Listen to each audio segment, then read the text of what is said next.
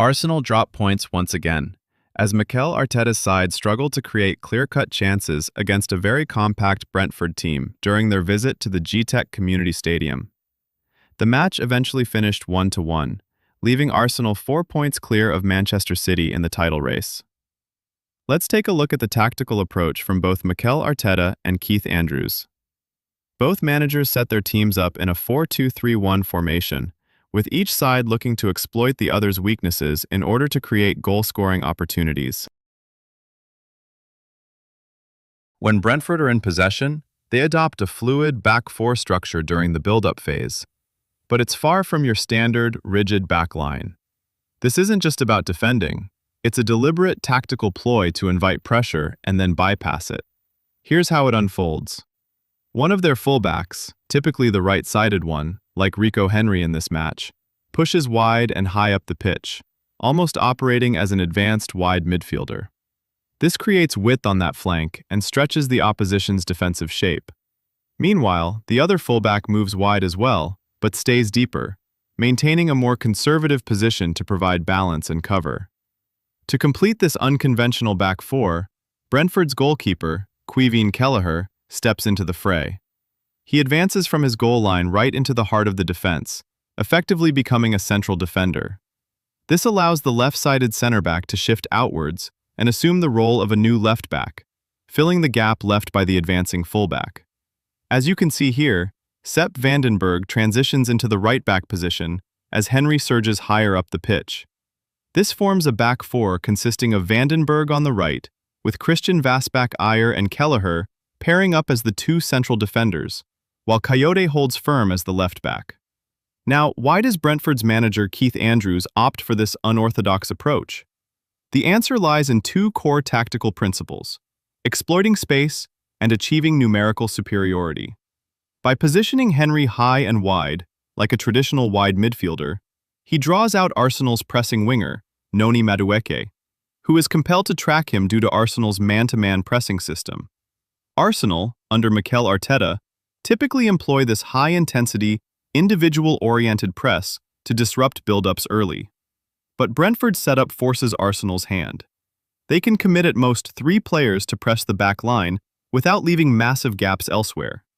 This hands Brentford a crucial 4 versus 3 advantage in the initial build-up phase, allowing them to circulate the ball with greater ease and control the tempo from the back. However, for much of the match, Arsenal didn't even go full throttle with 3 pressers.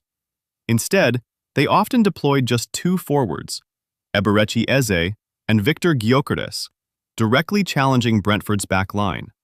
Leandro Trossard, operating in a more advanced midfield role, focused primarily on blocking passing lanes into the channels, while staying close enough to Coyote to press if he received the ball. This conservative pressing tweak from Arteta aimed to maintain compactness, but it played right into Brentford's hands. With only 2 direct pressers, Brentford's numerical edge ballooned, enabling them to progress the ball through the thirds far more comfortably than expected. To counter Brentford's progression, Arteta adapted mid-match by instructing one of his pivot, either Martin Zubimendi or Declan Rice, to step up and reinforce the forward press on the back line. This was a bold but risky adjustment, as it disrupted Arsenal's midfield balance. By advancing a midfielder to back up the press, Arteta aimed to add an extra body and force errors in Brentford's build-up. However, this created exploitable spaces behind the press, leaving a man free in midfield or further up the pitch. As you can see here, Zubimendi vacates his marking duties to support the press, opening up a pocket of space. Brentford's response? They targeted these gaps with direct long balls over the top, aiming to bypass the congested midfield and hit their forwards in stride. While many of these attempts were unsuccessful, due to Arsenal's recovery pace or imprecise execution, they highlighted the tactical game at play. When Brentford managed to bypass Arsenal's press, their attacking focus became more direct and vertical. Rather than building through sustained central combinations, they looked to progress quickly into wide areas and deliver crosses into the penalty area, targeting Igor Thiago as the primary reference point.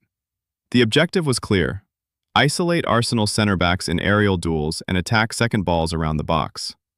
However, despite the volume of deliveries, Thiago struggled to dominate consistently in the air, losing most of his direct aerial contests. As a result, Brentford's threat from open-play crosses was more about territorial pressure than clear-cut chances. Set pieces, however, were a more significant weapon. Brentford relied heavily on long throw-ins as an extension of their attacking phase.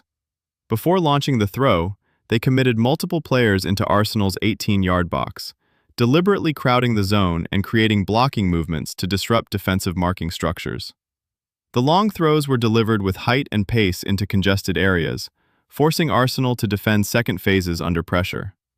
It was from this type of situation that Brentford found their only goal of the match. The combination of numerical presence inside the box, physical duels, and chaos in second ball situations proved more effective than their open play crossing strategy. In contrast to their controlled build-up patterns, Brentford's most dangerous moments came when the game became direct, physical, and structurally unstable inside Arsenal's penalty area. When Arsenal began their initial build-up, they started in a conventional manner, with their two center-backs, Gabriel and Christian Mosquera, circulating possession across the first line. However, unlike many opponents, Brentford did not step out aggressively to press. Instead, they dropped into a compact 5-4-1 low block, prioritizing central protection and horizontal compactness over high pressure. Because Brentford refused to engage high, Arsenal responded by committing more players forward.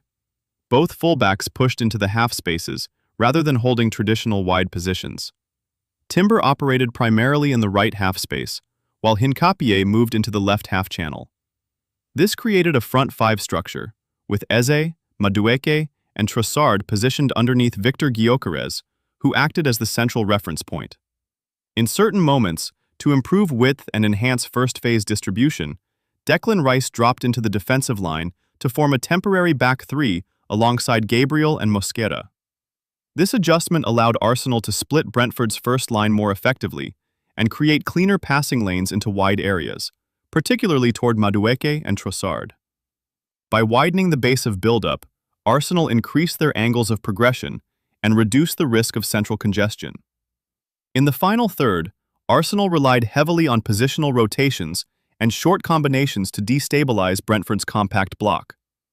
On the left side, Hincapié and Trossard frequently interchanged roles. Trossard would drift inside into the half space to receive between the lines, while Hincapié maintained width to stretch Brentford's back five horizontally.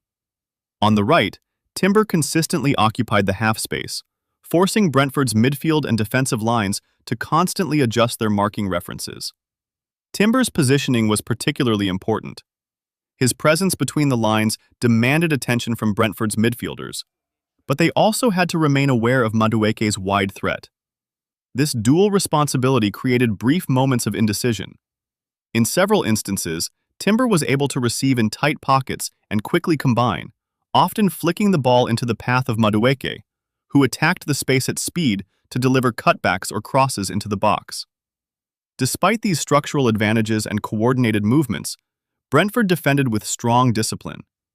Their back five maintained compact vertical distances, limiting space between the lines, while their midfield four screened central access. As a result, many of Arsenal's combinations were forced wide or crowded out before they could generate clear, high-quality chances. Looking ahead, Mikel Arteta may need to reassess certain aspects of his attacking structure, particularly with a visit to Tottenham Hotspur approaching. A managerial change often brings renewed intensity and tactical unpredictability. With the title race finally balanced, any result short of a win could significantly shift momentum and reopen the competition.